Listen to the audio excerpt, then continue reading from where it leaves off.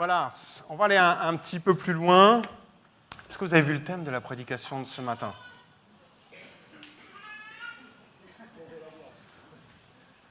N'ayez pas peur, hein. Vous pouvez vous exprimer, on ne va pas vous examiner. Le thème, c'est « Garder le cap ». Et j'ai intitulé, où on a rajouté avec le Daniel, oh, tu peux le mettre, oui, voilà, les 2 relations prioritaires. Il y a quelque temps, j'ai reçu un mail, c'est une espèce de publicité, hein, mais voilà, qui m'a interpellé. Et le mail disait « Tes priorités sont toujours là où tu mets ton temps et ton énergie ». Je le répète, tes priorités sont toujours là où tu mets ton temps et ton énergie. En fait, notre planning, notre agenda de la semaine, du mois, reflète ce que l'on valorise le plus, ce que l'on aime le plus, ce que tu places en premier dans ta vie. Si tu passes ta semaine à enchaîner les heures de travail, c'est que c'est ta priorité. Alors, des fois, on va dire, mais j'ai pas le choix. Ça se discute. Ça se discute. Si tu passes ton temps à t'adonner une activité, c'est que c'est là ta priorité. Et vous avez, je ne sais pas si vous avez remarqué, mais quand vous regardez, si vous faites cet exercice-là, regardez votre planning, mettez un peu tout ce que vous faites, et puis, à un moment, dites, ah bah moi, ma priorité, c'est ça, mais si vous en faites qu'1 heure par semaine, je vous le dis, hein, c'est pas ça votre priorité. Si vous ne faites qu'1 heure d'activité sportive, vous pouvez dire, moi, je suis un sportif, désolé. Ça peut être exceptionnel, mais voilà, c'est ça. Notre agenda, notre planning révèle nos priorités. Ce que tu fais de ta semaine, la manière dont tu l'organises, le temps que tu as investi dans certaines choses révèle ta priorité. Si tu veux savoir exactement quelles sont tes véritables priorités, regarde comment tu utilises ton temps. Regarde comment tu utilises ton énergie et ton argent. Et tu verras où est ta priorité. Faites l'exercice pour vous. Et j'ai peur que certains se désillusionnent, que ce soit compliqué. C'est déjà compliqué comme ça, mais imaginez par-dessus tout que vous êtes dans une période de votre vie où vous êtes bousculé dans tous les sens. Vous êtes bousculé dans tous les sens. Votre vie se retrouve sans dessus-dessous. Vous êtes un peu comme, on le voit lorsque Jésus parle à Pierre, Luc 22, versets 31 à 32, il est dit « Simon, Simon, Satan vous a réclamé pour vous cribler comme du froment. Mais j'ai prié pour toi afin que ta foi ne défaille pas et quand tu seras converti, affermis tes amis. » Dans l'étape du blé, on avait le battage, hein, on séparait l'écorce du blé, et puis on le jetait pour que l'écorce qui est plus légère s'en aille. Mais il y avait aussi un peu où on passait le blé dans une espèce de tamis, et pour séparer des branches, des tiges qui restaient encore, séparer peut-être les cailloux qui étaient là. Et donc, on passait ça. Et c'est ça, cribler. Cribler, c'est un peu, vous imaginez, vous prenez un tamis et vous secouez le blé dans tous les sens. Et Jésus dit, Pierre, Satan vous a réclamé pour vous secouer dans tous les sens. Est-ce qu'il y en a qui connaissent ça ou qui ont connu ça? Être secoué dans tous les sens. Secoué dans tous les sens, c'est quoi? C'est un jour, tu arrives, tu reçois, tu as été faire une prise de sang, tu reçois ta feuille d'examen et là, il y a quelque chose qui ne va vraiment pas. Tu dois aller voir ton médecin et les choses s'enchaînent et là, il y a un gros problème de santé qui t'arrive. Tu es au boulot, il y a un de tes collègues qui s'est mis en arrêt de maladie, ton patron vient te voir, il dit « Écoute, j'ai pas le choix, c'est toi qui vas prendre sa charge. » Et tu te retrouves avec une montagne de boulot alors que tu avais déjà du mal avec ce que tu faisais. C'est un jour, tu rentres à la maison, il pleut comme il peut y arriver rarement ici, et tu te retrouves avec des inondations dans ta maison, mais plus que ça, ça atteint les fondations de ta maison. Il y a peut-être tout un ensemble des pièces à refaire. Et puis, c'est pas fini, tu fais tes comptes et là, tu t'aperçois qu'il y a une facture qui est débitée en double ou bien qu'il y a des frais supplémentaires que tu n'avais pas prévus. Et c'est pas fini parce que tu es secoué dans tous les sens. Ça met de la tension dans ton couple. Ça met de la tension avec les gens que tu as autour de toi. Et là, c'est pas fini, parce que là, l'école t'appelle. Et puis, les responsables de l'école demandent à te voir pour tes enfants, ça va pas du tout à l'école. Ton fils s'est battu, ta fille a mordu quelqu'un, ils ont arraché les cheveux du chien. Bon, bref.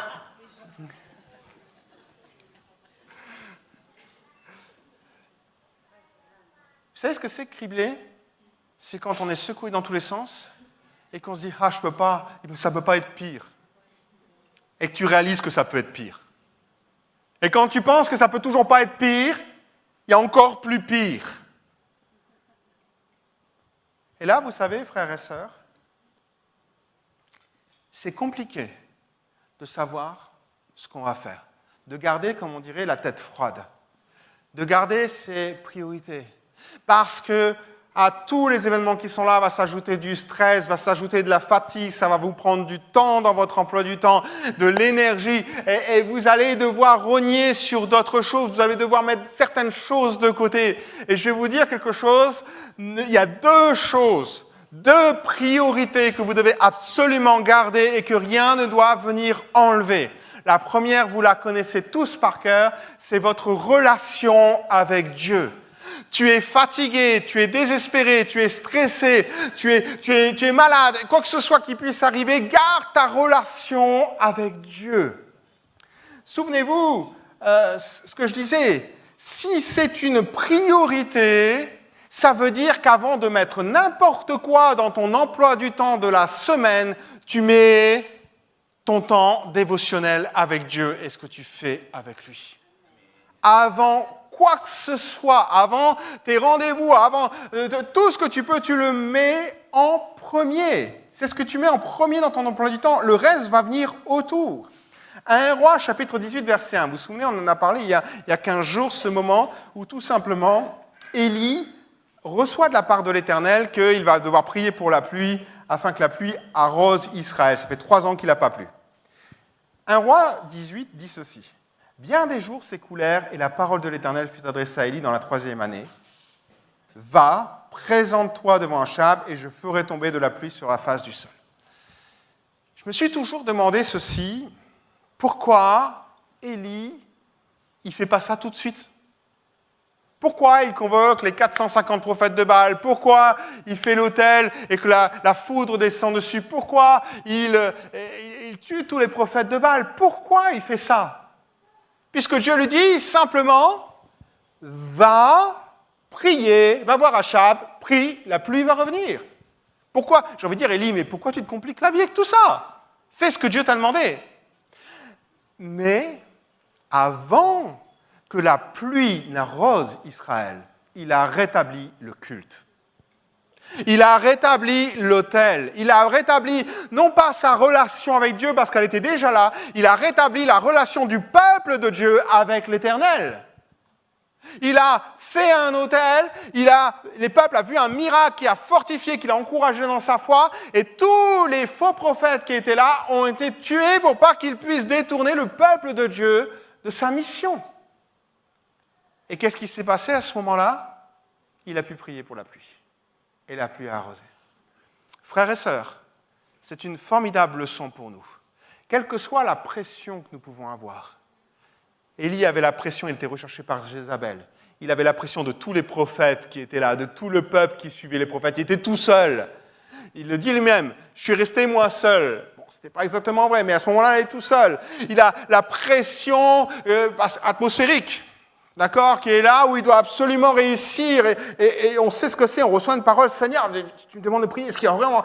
Il y a toute une pression qui se met en route, mais la seule chose qu'il veut, c'est rétablir l'autel et le maintenir. Sa relation avec Dieu et la relation du peuple est plus importante que tout le reste. Et c'est ça. Dans les contextes difficiles, parfois, on oublie que si on veut que la pluie tombe sur nos vies, il faut que l'autel soit en place. Des fois, on pense, parce qu'on est humain, que si je me dépêche avec mes examens, je me dépêche à faire ceci, je prends du temps pour faire cela, etc., ça va aller mieux. Ce qui va aller mieux, c'est quand tu auras rétabli ton autel. Quand tu auras maintenu qu'il soit ferme. Et après, tu mets les choses autour. Restaurer ton autel. Je peux être pratique, très très pratique. J'ai déjà parlé un petit peu. Il y a des choses, je vais aller très rapidement parce que j'en ai parlé il y a 15 jours, mais la première chose dans votre temps personnel avec Dieu, dans votre temps de culte personnel avec Dieu, c'est de trouver un endroit. Vous trouvez un endroit où vous allez être à l'aise. Vous allez être bien. Je me souviens qu'à un moment, j'étais en appartement il y a quelques années, avant d'être marié, et c'était compliqué pour moi de prier parce que mes voisins entendaient tout ce que je dis, mais moi je les entendais aussi. Je n'étais pas à l'aise. Je ne pouvais pas prier comme j'avais envie de prier. Trouve un lieu, même à l'armée, j'étais là, je voulais prier, mais quand on est dans une chambre où on est 7 ou 8 ou 10, allez prier. Ok, tu te lèves le matin plus tôt, tu vas dans les toilettes en espérant que personne rentre à ce moment-là. Et c'était ça. C'est compliqué, mais trouve un endroit où tu vas pouvoir te libérer devant Dieu. Un endroit qui va t'inspirer. Il y en a qui vont marcher, qui vont faire un tour dehors, ils s'inspirent dans la nature. Il y en a d'autres qui sont là et qui tout simplement vont tapisser. Je ne sais pas si vous avez vu le film la Prayer Room, la salle de prière. C'est une dame qui a une salle de prière et il y a plein de post-it avec des versets, des promesses de Dieu qui tapissent la pièce où elle prie. Elle s'est fait son endroit. Un lieu qui vous inspire, un lieu où tu te sens bien. Un lieu sans distraction. Et la distraction, ça peut être l'horaire. S'il y a du monde à la maison, il y a des moments où tu vas devoir choisir des horaires où il n'y aura personne, où tu seras plus libre de tes activités. Il y a le travail, bien sûr, mais voilà, un lieu où tu vas choisir un horaire qui te convienne, où tu ne vas pas être distrait. Bien sûr, je ne vous parle même pas des téléphones, des moyens de communication, tout ça, vous le savez maintenant. Ça, c'est coupé. Il n'y a pas de vibreur, il n'y a pas... J'ai envie de vous dire, mettez en avion, quoi. Il n'y a rien de pire. Moi, des fois, j'ai fait des réunions de maison et la personne, elle laisse allumer la télé. Ok. Bon, on lui dit gentiment, tu sais, la télé, c'est pas utile pendant la réunion de maison. Le Seigneur, il est au courant de toutes les informations. Un lieu sans distraction. Je vais vous donner encore quelque chose de très pratique. Prenez une feuille de papier. Pas là, hein. Mais dans vos cultes personnels, prenez une feuille de papier, un crayon, et marquez tout ce qui vous passe par la tête. Achetez du lait. Achetez du lait. Il faut que j'appelle un tel. Appelez un tel. Ok. Il y a ce verset qui me fait du bien. Marque le verset. Vous souriez. Qu'est-ce que le faire du lait a besoin dans mon culte personnel? Mais on est tous pareils. Quand on commence à méditer, il y a plein de choses qui nous traversent l'esprit. Si vous ne les rangez pas d'un côté, ils vont vous perturber et vous parasiter pendant tout le temps que vous passerez devant Dieu. Alors, marquez-les. Vous pourrez les oublier. Parce qu'on sait comment on est conscient, on est tous pareils. Et à la fin de votre temps personnel, achetez du lait, ok, dans ma liste de courses. Appelez un tel dans ma to-do list. Ok. Verset biblique, ok, dans mon journal intime spirituel.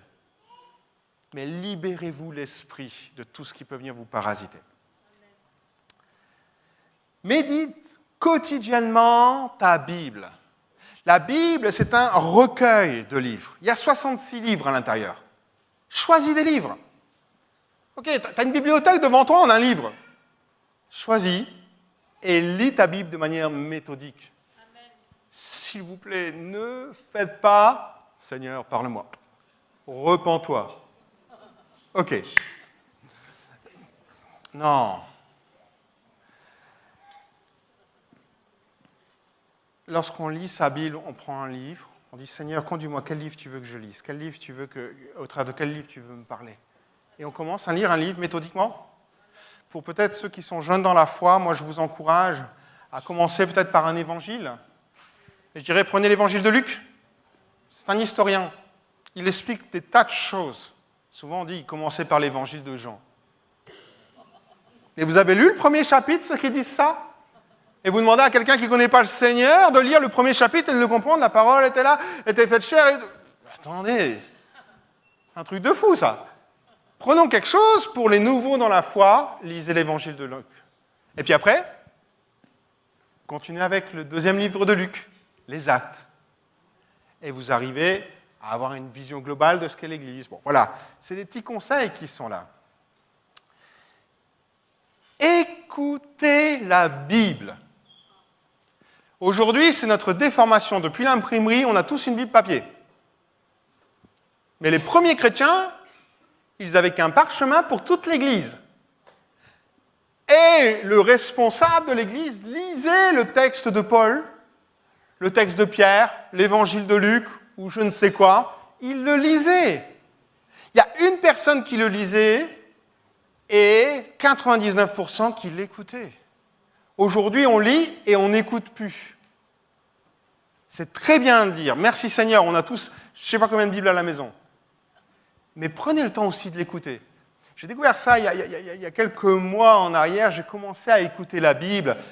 J'utilise cette version-là, cette application-là sur mon téléphone. Vous pouvez écouter, il y a des plans de lecture de la Bible en entier, des plans de lecture par thème, etc. Vous pouvez le faire dans la voiture, vous pouvez télécharger les versions, vous n'avez pas besoin d'Internet, vous le branchez sur votre Bluetooth, vous êtes dans le train, vous mettez vos oreillettes, vous écoutez la Bible. Quand je viens ici, j'ai 25 minutes, ça fait 7 à 9 chapitres que je peux écouter. Et j'avance et je peux vous assurer, vous allez redécouvrir la Bible. Vous allez écouter, ah ouais, ah mais il dit ça, mais je comprends parce qu'avant il a dit ça. Et vous allez voir une autre vision de la Bible. Et les deux se complètent, la lecture et l'écoute. Donc écoutez la Bible. Aussi, vous n'avez pas toujours le temps, faites-le sur votre temps de travail, dans les transports en commun. Ensuite, j'avance un peu, priez tous les jours. C'est-à-dire, tu y arrives enfin, Laurent. Priez pour les jours. Est-ce que je peux vous laisser quelques exemples, quelques pistes? Si vous suivez la piste qui est là, vous avez au moins pour une demi-heure de prière tous les jours. Et je dis une demi-heure, je suis gentil. C'est vraiment quand vous êtes rapide et vous prenez le TGV. La première chose que je pense qu'on oublie commence par demander pardon à Dieu. Alors vous allez dire, Laurent, ta première réflexion lorsque tu t'approches de Dieu, c'est est-ce que je t'ai attristé, Seigneur? Est-ce que j'ai fait quelque chose qui n'est pas à ta gloire? J'ai des paroles, j'ai des pensées, j'ai eu quelque chose qui n'allait pas. Est-ce que c'est le cas, Seigneur? C'est inutile de prier si on n'a pas demandé pardon pour nos péchés avant. Ce qui m'a fait réaliser ça, c'est que dans l'Ancien Testament, les prêtres, avant de faire des sacrifices, donc d'offrir quelque chose à Dieu, qu'est-ce qu'ils faisaient? Ils se purifiaient. Avant d'offrir quelque sacrifice que ce soit, ils se purifiaient. C'est-à-dire qu'ils allaient se laver les mains, les pieds, et voilà, ils se purifiaient. Et Paul dit à Timothée, je veux donc que les hommes prient en tout lieu, mais pas n'importe comment. Écoutez ce qu'il dit, en élevant des mains pures, sans colère ni mauvaise pensée. Des mains pures. Ou une langue pure, ou un cœur pur. Mettez-vous ce que vous voulez. Avant d'aller plus loin, je veux dire, c'est comme si vous rentriez chez quelqu'un, il a plu, il y avait de la boue dehors, vous arrivez chez la personne sans vous essuyer sur le paillasson, puis vous rentrez comme ça dans la maison. On ne peut pas rentrer dans la présence de Dieu, n'importe comment. David dira ceci, Psaume 66, verset 18, « Si j'avais conçu l'iniquité dans mon cœur, le Seigneur ne m'aurait pas exaucé. » Seigneur, est-ce que j'ai fait des choses qui ne sont pas bonnes? Des fois on le sait, des fois on ne le sait pas. Confesser, pardon, repentance. Si j'ai fait ça, Seigneur, je te demande pardon. Aide-moi à changer. Aide-moi à changer. Vous pouvez prendre un temps de louange. Après, qui est Dieu pour toi? C'est ça la louange. C'est ce que je vous disais tout à l'heure. Qui il est? Qu'est-ce qu'il a fait pour vous? Qui il représente? Qu'est-ce qui vous vient à l'esprit quand vous pensez à Dieu? Et on aura tous ici une louange différente. Il y a des choses qui vont venir naturellement, spontanément. Ah, moi, cet amour débordant. Moi, c'est ce qu'il a fait à la croix. Moi, cette semaine, il m'a... Voilà. Qui est Dieu pour vous? Répondez à cette question lorsque vous commencez à louer l'Éternel. Le psaume 22 dit ceci, verset 4. « Pourtant, tu es le Saint, tu sièges au milieu des louanges d'Israël. » Vous pouvez prendre des chants sur MP3, si vous avez un vieux recueil, un CD, les musiciens des instruments. Le but, ce n'est pas d'écouter des chants. Le but, c'est que le chant devienne un outil pour louer Dieu. Parce que le but, ce n'est pas que vous répétiez les paroles de quelqu'un d'autre. Le but, c'est que vous apportiez vos paroles à vous. Mais des fois, un chant peut nous porter et nous amener plus loin. Donc rien que là,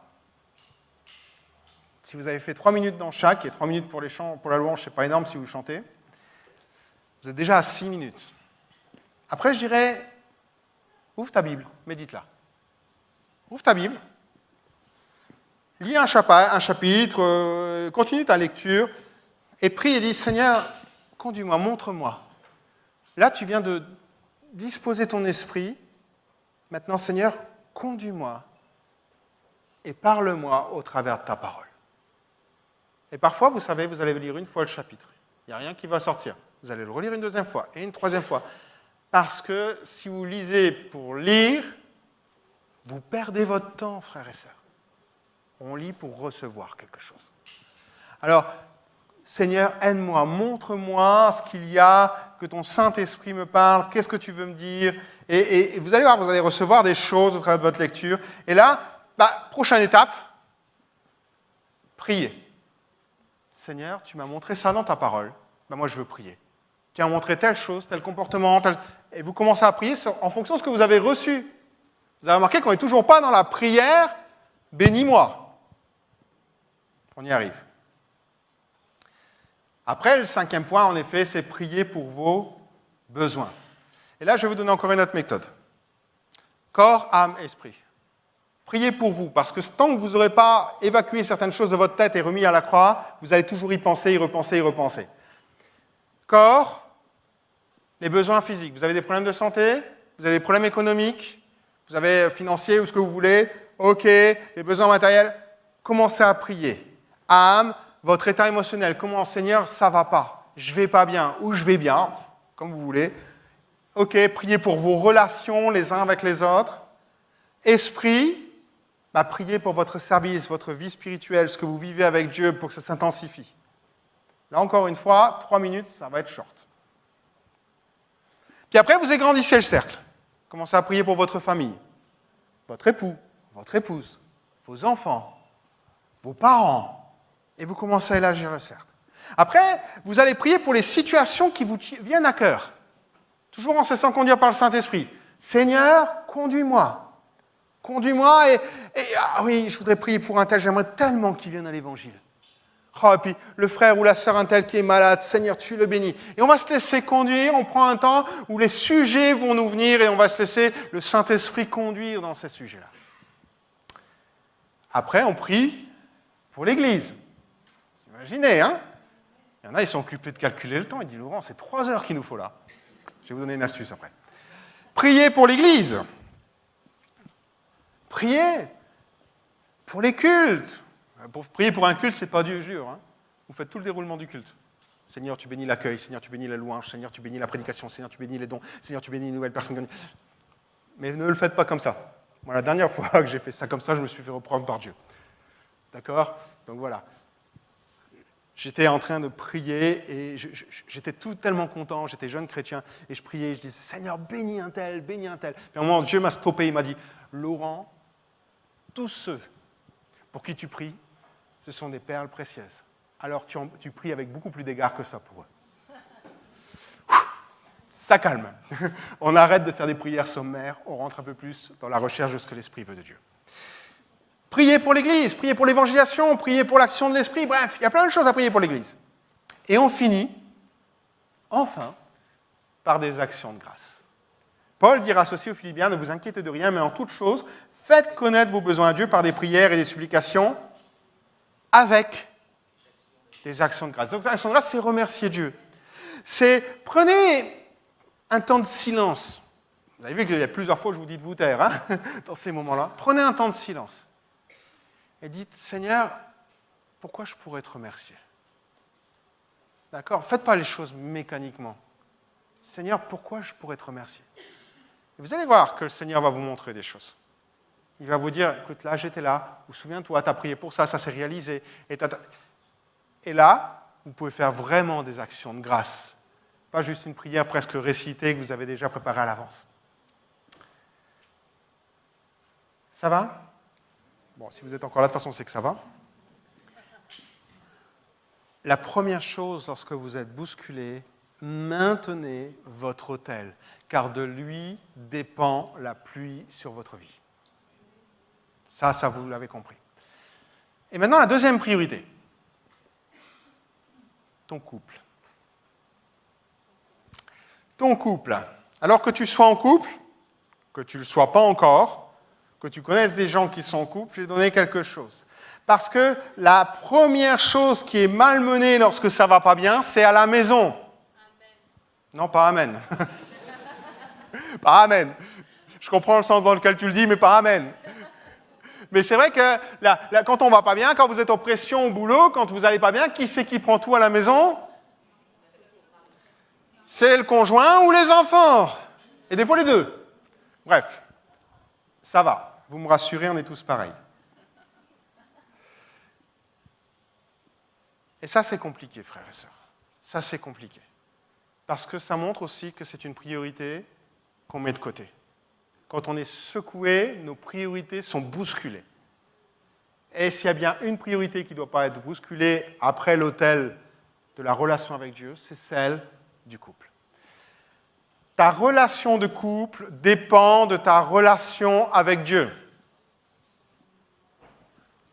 Ok, développe. Lorsque Adam a été créé, il a été créé, et la première chose qu'il a eue, c'est une relation avec qui? Avec Dieu. Ensuite, Dieu a créé la femme. Et c'est quand la relation avec sa femme est passée avant la relation avec Dieu, ou les commandements que Dieu lui avait donnés, que les choses se sont gâtées. C'est quand il n'a plus obéi à ce qu'il avait reçu de Dieu, c'est-à-dire touche pas l'arbre de la connaissance du bien et du mal, mais qu'il a écouté plus sa femme, donc il a mis la relation de sa femme en priorité, que les choses se sont compliquées. Quelqu'un disait ceci, pour avoir le mariage que Dieu veut, il faut que l'on ait une relation avec Dieu. On ne peut pas demander à Dieu de venir intervenir dans notre mariage et si on n'a pas déjà cette relation avec lui. Deuxième point que je dirais, garde ton cœur. Vous allez dire, c'est une expression que tu aimes bien, Laurent. Mais on va le prendre dans un autre sens. Un jour, des pharisiens viennent voir Jésus et lui disent, vous savez, ils essaient de piéger Jésus, est-il permis de divorcer? Et Jésus lui répond, voilà, ne séparez pas ce que Dieu a uni, quoi. Et il dit, on va t'avoir, Jésus. Parce que dans le Deutéronome, il est écrit qu'on peut faire une lettre de divorce et on peut divorcer. Donc tu vois, tu ne connais pas la Bible et tu dis n'importe quoi dans ton enseignement. C'est ça qu'il voulait dire. Mais vous connaissez Jésus. Il les regarde, il dira ceci. C'est à cause de la dureté de votre cœur que Moïse vous a permis de divorcer d'avec votre épouse. Mais au commencement, il n'en était pas ainsi. La dureté du cœur. C'est pour ça que j'ai garde ton cœur.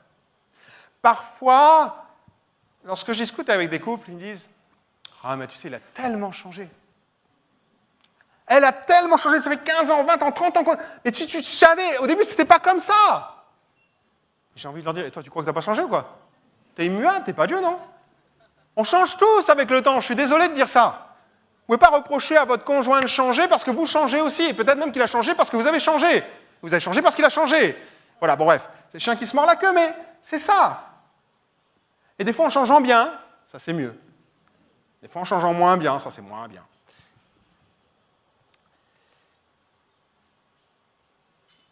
Quoi qu'il en soit, moi je ne crois pas dans la vie, dans ce qu'on peut vivre. Je crois en Dieu. Et je sais que la vie ne nous fera pas de cadeaux. Mais j'ai un grand Dieu qui nous accompagne dans les épreuves qu'on traverse. Ça, j'y crois. Et c'est vrai qu'au travers de ces difficultés, le cœur peut s'endurcir. Notre cœur peut s'endurcir, tout compte fait. Ça affecte tout le monde. Ça devrait beaucoup moins affecter les croyants, les chrétiens. Mais ça nous affecte aussi. Alan Cohen disait ceci, « Quand vous vous protégez vous-même de la douleur, faites attention de ne pas vous protéger de l'amour aussi. » Parfois, on est là et la vie elle nous a malmenés et on ne reçoit plus les marques d'affection, les marques d'amour des gens ou de notre conjoint et on se protège Parce qu'on a tellement été blessé par certaines choses, remarques maladroites ou des choses comme ça, et on se protège. Et on peut avoir du mal, juste dans un couple, à avoir la bonne intention qui est derrière, surtout quand on est en crise. Attends, pourquoi il me dit ça, lui? Il a besoin de quelque chose. D'accord? Ouais, il ne le pense pas vraiment. Ok, combien d'excuses comme ça vous avez dans la tête qui vous vient à l'esprit? On a tous des petites excuses où on se dit, non, il y a quelque chose, il y a anguille sous roche là. C'est pas normal. Il l'a jamais fait avant, elle l'a jamais fait avant. Pourquoi maintenant il y a quelque chose qui ne va pas? Il va m'annoncer quelque chose derrière, voilà. Mais ça, c'est un cœur qui s'est endurci à cause des épreuves. Et on a besoin de se laisser. Vous savez ce que c'est qu'un cœur qui s'endurcit? C'est un cœur qui devient imperméable, où les paroles sont triées et les bonnes paroles ne rentrent plus. Parce qu'on ne veut plus rien laisser rentrer, et surtout pas les méchantes qui nous ont blessés. Dans ces moments-là, Jésus rappelle aussi autre chose, il dit « au commencement ». J'aime rappeler quand je fais les préparations mariage, je dis aux gens, rappelez-vous toujours, parce que Jésus ramène toujours les choses au commencement. Et ramenez les choses au commencement de votre relation. Quand vous vous aimez. Et la question que je pose systématiquement à tous les jeunes qui viennent me voir pour une préparation mariage, je leur dis, racontez-moi comment Dieu vous a conduit là-dedans. Je les ramène au commencement. Comment Dieu t'a parlé? Comment il vous a donné la certitude que vous étiez fait l'un pour l'autre? Et il m'explique tout. Je dis OK. Je dis maintenant, ce que vous venez de me dire, vous ne l'oubliez pas. Pendant les 100 prochaines années. Parce que dans les moments de crise, c'est la première chose qu'on remet aux questions et on oublie qu'on a été conduit par Dieu à vivre ensemble. Et ce qui est dramatique quand on oublie qu'on a été conduit par Dieu pour vivre ensemble, c'est quoi? C'est que si Dieu nous a conduits ensemble, on peut compter sur lui dans les moments difficiles. Il ne se pose pas en juge, il ne se pose pas à nous séparer. Il dit, je savais très bien que vous passerez par des moments difficiles, que vous réagirez de telle manière, mais je suis avec vous pour régler la situation que vous traversez. Donc vous pouvez compter sur lui. Quelqu'un a dit ceci, gardez le Seigneur au centre de votre vie. C'est difficile d'être fâché l'un avec l'autre et de garder la paix avec Dieu. Le couple qui prie ensemble trouvera qu'il est plus facile de rester ensemble. Priorité dans l'emploi du temps. Allez, je peux vous donner les conseils d'un homme marié? Vous allez dire, oh, qu'est-ce qu'il va nous dire de croustillant sur son couple? Non, pas moi, Pierre. Pierre dit ceci. Marie, donc je vous rappelle, je dis Pierre est un homme marié. On sait qu'il est marié, c'est dit dans la Bible. Et écoutez bien ce qu'il dit. Marie, montrez à votre tour de la sagesse dans vos rapports avec vos femmes. Les femmes disent Amen. Bon, il y en a 3. OK. Comme avec le sexe plus faible. Honorez-les comme devant aussi hériter avec vous de la grâce de la vie. Qu'il en soit ainsi, et c'est ça qui est intéressant, afin que rien ne vienne faire obstacle à vos prières.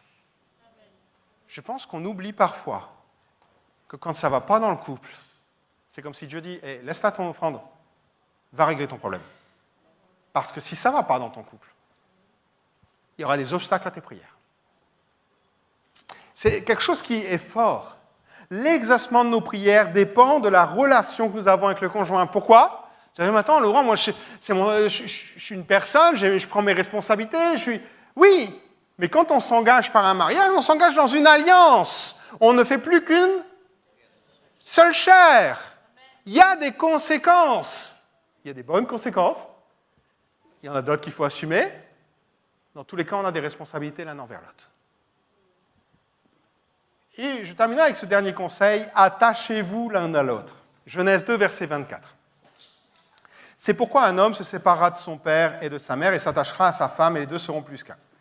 S'attacher, c'est un processus. Toutes les personnes ou les anciens couples qui sont là vont me le dire, enfin j'espère en tout cas, qu'on apprend toujours à se découvrir. Quel que soit le nombre d'années de mariage, vous apprenez à découvrir que vous avez à vos côtés une personne formidable. On n'est pas tous au même niveau là. D'accord? Vous avez une personne formidable. Mais souvenez-vous comment vous avez découvert cette personne formidable. Souvenez-vous de la période des fiançailles. J'ai connu des gens, ils faisaient des kilomètres à vélo sous la pluie pour aller voir leur bien-aimé. Des gens qui étaient au service militaire, ils écrivaient presque une lettre à l'époque, une lettre par jour. Aujourd'hui, c'est des heures au téléphone, les WhatsApp et tout. Qu'est-ce que tu penses? Est-ce que je suis à la boulangerie, là, je prends du pain complet ou du pain blanc? D'accord? Voilà. Les moments de rencontre, de fiançailles sont le moment où on trouve une excuse pour tout et n'importe quoi, pour se rencontrer. Il n'y a rien qui compte. On n'est jamais fatigué de la journée qu'on vient de passer. Il y a toujours un moment pour discuter avec la personne qu'on aime. Ça, c'est les fiançailles. Vous en souvenez, il y en a qui sourient. On est d'accord là-dessus. Au commencement. Mais alors, qu'est-ce qui s'est passé? Pourquoi il arrive un moment où il n'y a plus de cohabitation possible? Pourquoi il arrive un moment où on a l'impression que les choses n'ont pas évolué? C'est simple, on est rentré dans une routine. Quand on se marie, je mets en garde les jeunes dans la préparation au mariage, je leur dis attention, vous allez rentrer dans une routine. Si vous ne prenez pas des bonnes habitudes dès le départ, vous allez toujours croire que le conjoint est disponible à n'importe quel moment pour discuter, mais vous ne discuterez pas parce que vous serez affairé à faire plein de choses. Comme si vous avez fini le parcours, le chemin, c'est pas bon. Et je ne vous raconte même pas quand les enfants arrivent. Le bébé arrive, il décide quand vous dormez, quand vous mangez, quand vous vous levez, dans quel état vous allez aller travailler. C'est lui qui décide tout. Mais ça bouscule. Et on est obligé d'ajuster. Et là, il faut trouver des solutions. Une solution qu'on nous a conseillée, on la conseille aussi maintenant aux gens, et je vous la conseille à vous, je vous donne ce conseil. Si vous voulez bâtir votre couple, maintenant ou plus tard quand vous serez mariés, ne vous reposez pas sur le mariage et dire « je vis ensemble ». Nous, ce qu'on fait, Stéphanie et moi, c'est ce qu'on appelle des RDVA. C'est quoi ça? Rendez-vous amoureux. Rendez-vous amoureux, c'est quoi? C'est un moment dans votre semaine où vous allez dire, ce moment-là, il est bloqué pour moi, dans mon cas mon épouse, moi et mon mari. C'est une loi immuable, imperturbable. Il n'y a qu'une seule chose qui peut vous faire que vous ne soyez pas au rendez-vous, c'est que le Seigneur soit revenu vous chercher. Mais tout le reste ne tient pas. Vous bloquez un moment dans la semaine et vous dites, ça, c'est réservé pour nous. Même les enfants ne peuvent pas le bouger. D'accord? Bon, ça s'adapte, bien sûr, mais on verra après dans quelques instants. Mais c'est ça. Je me souviens qu'on avait fait un séminaire sur les couples avec Stéphanie à Valenciennes. On avait un couple qui était proche de la retraite, peut-être juste en retraite. J'en dis pas trop parce que je suis certain qu'ils nous écoutent. Et ce couple-là, on leur a parlé de ça. Et pourtant, je peux vous assurer que c'est un couple qui revenait de très loin. Ils ont mis ça en place dans leur vie. Vous les voyez aujourd'hui, ils ont une 60aine d'années, 2 jeunes amoureux. Et je peux vous assurer que ça n'a pas du tout été le cas tout au long des années avant. Quelle est votre priorité? Si c'est votre priorité, ça se retrouve dans votre agenda. Dans ces moments-là, vous prenez un temps pour discuter, ça va être vous balader en forêt, ça va être boire un thé, ça va être manger au restaurant, ça va être vous asseoir peut-être juste à la maison, mais prendre un temps pour vous où rien ni personne ne vient vous perturber de la même manière que vous êtes devant Dieu, il n'y a rien ni personne qui vous perturbe, de la même manière que quand vous êtes ensemble, il n'y a rien ni personne qui peut vous perturber. C'est tout, c'est bloqué, c'est figé, il n'y a rien qui rentre là-dedans. Pourquoi? Parce que dans ces moments-là, vous construisez votre couple. Vous allez dire, mais Laurent, tu n'as pas parlé des enfants. Non. Parce que je n'ai pas le temps, mais aussi parce que les enfants viennent en 3e position. Pour avoir grandi dans une famille monoparentale, je peux vous dire que la chose la plus importante pour des parents, pour des enfants, c'est quoi? C'est que leurs parents s'aiment. C'est aussi simple que ça. Je le résume, mais c'est que leurs parents s'aiment. Donc si vous construisez bien votre couple, vous amenez un équilibre à vos enfants et vous les rendez heureux. Donc la priorité est toujours sur le couple. Créer des RDVA, des occasions de discussion. Allez, je conclus avec un dernier verset.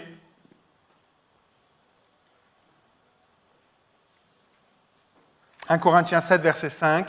Il est dit, ne vous refusez pas l'un à l'autre, sauf d'un commun accord et temporairement, afin de vous consacrer à la prière. On voit ici deux priorités. Paul présente une première priorité, la prière, et la deuxième, c'est la relation de couple. Et Paul dit, voilà, si jamais l'un de vous veut intensifier sa relation de prière, donc ça veut dire qu'il a déjà une relation avec Dieu, mais qu'il veut intensifier, il en ressent le besoin pour X raisons, et ça va en pâtir sur la vie de couple. Donc il va y avoir un peu un chamboulement. Il met une règle en place. Il dit, la première chose, d'un commun accord. Donc c'est un échange, c'est une discussion, c'est des explications. On ne décide pas de bousculer les priorités dans une vie sans en parler aux personnes qui sont concernées. Que ce soit les enfants, que ce soit le couple, que ce soit la famille, que ce soit même l'Église. On en parle. Ensuite, d'un commun accord. On trouve un accord, on n'impose pas notre choix. On trouve un accord. Et troisième conseil qu'il dit, est temporairement. C'est-à-dire qu'on met une date de fin, une durée. Les choses ne peuvent pas s'inverser. Vous pouvez voir votre conjoint, votre famille, et dire, écoutez, là je vais être vraiment investi dans l'église, donc je vais prendre beaucoup de temps parce que c'est la période de Noël, et il y a les programmes, et les choses, etc. Et je suis vraiment investi. Ok, vous dites, ça, mais ça prend une fin. Noël, c'est pas 12 mois.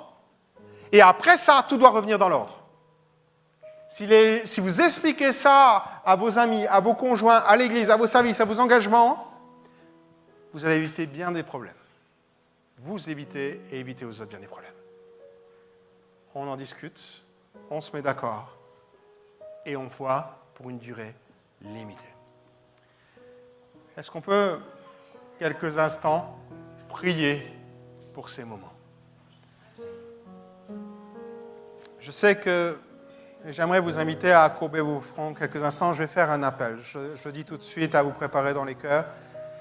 J'aimerais faire un appel. Je ne vais pas faire un appel devant, mais j'aimerais faire un appel juste à vous inviter à vous lever. Si ce matin, tu es là et tu sens dans ton cœur, tu as été bouleversé, il n'y a aucune critique, aucun jugement qui est là. Tu as été criblé ces derniers temps, ces derniers mois, ces dernières années. Et que là, tu dis, Seigneur, j'ai besoin de remettre les priorités en place. Mais parfois, c'est compliqué. Parfois, tu n'en sens pas la force. Parfois, tu as essayé tout seul et tu n'as pas réussi. Et là, tu dis, Seigneur, j'ai besoin de ton aide. J'ai besoin que tu viennes m'aider. Si tu as besoin de son aide pour rebâtir ton hôtel, que tu as mis tes priorités ailleurs, alors, juste où tu es, fais cet engagement, non pas devant l'Église, devant moi ou qui que ce soit, mais devant Dieu.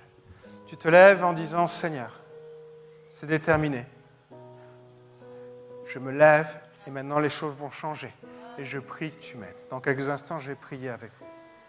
Si c'est ton couple, tes relations de couple qui sont compliquées, où tu réalises que tu les as peut-être négligées, que peut-être les épreuves, les difficultés que vous avez rencontrées t'ont amené à ne plus mettre ton couple en priorité, eh bien dans ce cas-là, là aussi tu peux te lever. Et on va prier pour que Dieu te vienne en aide. Si tu es avec ton épouse, ton époux, et si vous voulez vous lever à deux, c'est très bien aussi, c'est même encore mieux. Parce que ça montre le désir, l'engagement que vous avez tous les deux pour progresser et évoluer dans cette situation. Alors, ce matin, juste alors qu'on garde les yeux fermés, j'invite tous ceux qui sont là et qui ont ce désir de placer leurs priorités. Peu importe ce que c'est, vous vous levez à votre place, on va prier dans les instants qui vont suivre avant de se laisser conduire dans un chant. Alléluia. Je vois que chacun, il y en a qui se lèvent. Ok, il y a des combats qui sont là. Je sais que ce n'est pas évident, qu'on a l'impression de se mettre à nu, de s'afficher devant les autres. Peu importe, ce n'est pas eux qui subissent les conséquences de ce que vous vivez, c'est vous. Alors, Seigneur, ce matin, on veut prier. Tous ceux qui ont les yeux fermés, vous commencez à prier, demander l'action de Dieu sur ceux qui se sont levés. On garde toujours les yeux fermés. Puis moi, je vais prier avec tous ceux qui sont debout. Alléluia. On élève nos voix ensemble, frères et sœurs. Seigneur, ce matin, nous venons devant toi, Seigneur, te demander ta grâce, Seigneur. Seigneur, ce qui est formidable avec toi, c'est que ta parole dit que tu es capable de rebâtir sur d'anciennes ruines. Alors, quelles que soient les ruines de notre hôtel, de l'hôtel de notre vie, Seigneur, tu es capable de construire quelque chose de neuf, quelque chose de fort, quelque chose de beau.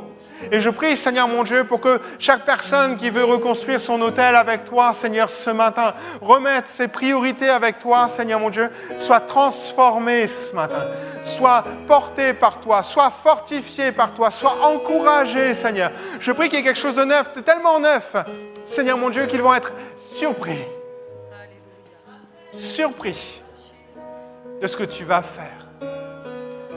Fais quelque chose de nouveau dans le cœur et dans la vie de tous ceux qui se sont levés. Je te prie maintenant pour tous les couples qui sont là, qui sont représentés par un conjoint ou par les deux. Je te prie, Seigneur, d'étendre ta main, Seigneur, sur eux. Tu les aides, tu les soutiens, Seigneur mon Dieu. Maintenant, tu les aides à rétablir là aussi l'autel de la priorité, l'importance, Seigneur, de leur relation, ce que tu as mis, ce qui est précieux à tes yeux, Seigneur. Tu leur donnes de ne pas se laisser égarer au travers d'emploi du temps, au travers de choses et d'autres, mais de toujours mettre leur priorité, Seigneur mon Dieu, sur la relation qu'ils ont l'un avec l'autre, Seigneur mon Dieu, afin de grandir et d'avancer pour toi, Seigneur. Je te les remets maintenant, et quels que soient les obstacles qu'il y a pu avoir, quelles que soient les choses qui sont survenues, Seigneur mon Dieu, je te demande maintenant, Seigneur mon Dieu, glorifie-toi, Seigneur. Et je prie pour que chaque couple qui s'est levé, Seigneur, se retrouve comme au premier jour, pour reprendre ce que tu as dit, Seigneur, comme au commencement, Seigneur, et qu'ils puissent retrouver cette relation, ce regard dans les yeux l'un de l'autre, Seigneur. Merci parce que tu bénis, merci parce que tu accompagnes et que tu conduis toutes choses, Seigneur. Ce matin, on te remet tous ceux qui se sont levés, réclamant ta grâce. Alléluia.